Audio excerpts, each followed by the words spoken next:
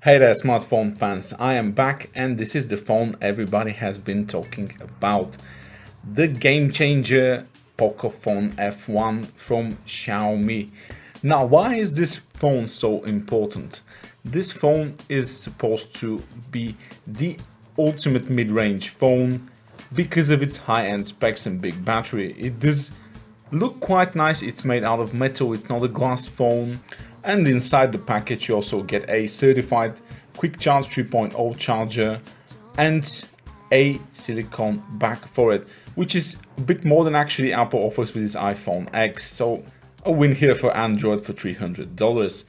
As you can tell, I have the blue version of the Pocophone F1 because I really think this is the best looking one. Yeah, you can go black, but the blue just looks very nice to me. The metal finish on the phone is probably a little bit better than you expect from a Redmi Note 5. The phone feels very solid. There is definitely a protective layer on top of the display. The bezels are thin and it does have a notch on the display, and you can thank Apple for that. I really do think these small companies should really start copying the iPhone X on this. But less about Apple, more about the Pocophone. There's a dual nano SIM tray, which one of the slots can be used for a micro SD card. There's the USB Type-C, and besides the two grills, it's just a single speaker down there. But the phone does offer stereo speakers thanks to the top earpiece, which acts as a speaker as well. And the phone also has a headphone jack. Take a look at the sound quality from the speakers.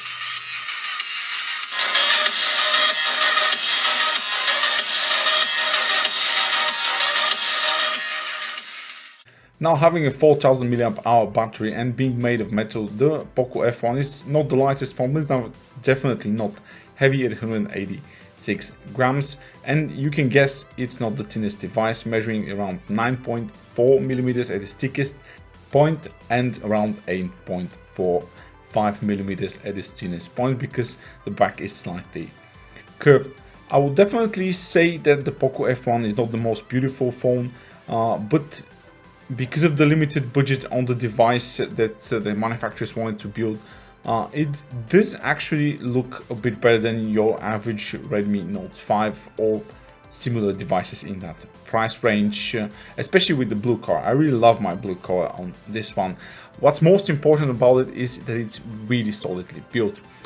But you don't want to know about the build quality. You probably bought this phone or thinking of buying this phone because of the chip inside, because it is powered by the Snapdragon 845, because it has 6 GB of RAM, minus the 128 GB version of it, and because of that 4000 mAh battery, the quick charging, and the high-end camera sensor, the Sony IMX363 on the back.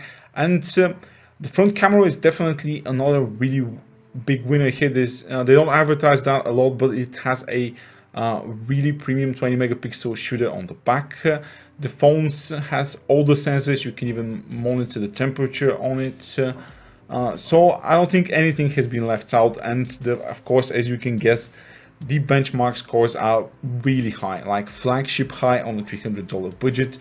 And even though it's advertised to have liquid cooling, it doesn't quite reach the 290,000 points I've seen other Snapdragon 845 devices have, but it absolutely nails the Geekbench benchmark as one of the highest scoring Snapdragon 845 devices.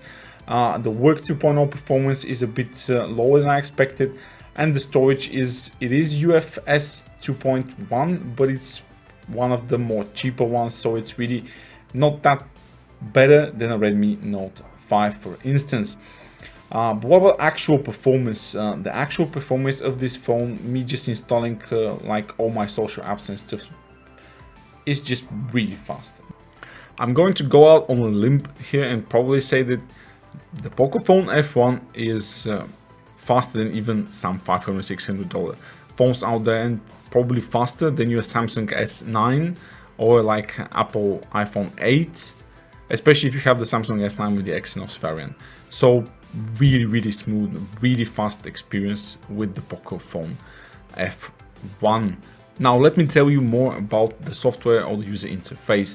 I know a lot of you really don't like Xiaomi because of the MIUI, but this has a different version of MIUI. Xiaomi recognized that this could help launch the brand globally and decided to do a special launcher for the Pocophone F1.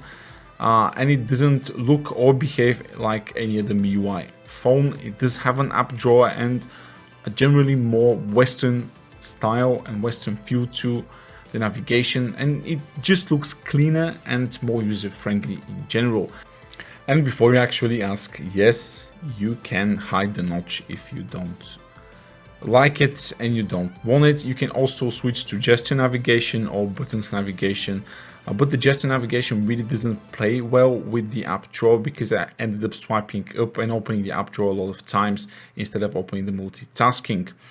And this is the only $300 phone that can actually download and play Fortnite on Android. But it's still not running MIUI 10, this is still based on MIUI 9. The phone does come with a September security patch. It can do dual 4G and dual VoLTE, which is very important for some people. And the display also does have a double tap to wake and wake for notification feature as well. And besides the fingerprint scan, you can use the Face ID unlock available. Now onto the display, because there was a bit of controversy regarding display bleed or not. You can see there is a slight shadow on the top right. Now this is because they used the cheaper manufacturing process, and I think they couldn't get the display to absolutely match the body. This is not screen bleed, there's nothing wrong with the display, it's just that there's a bit more plastic on one of the sides and it's casting a little bit of shadow. That's it. The display is not broken or anything.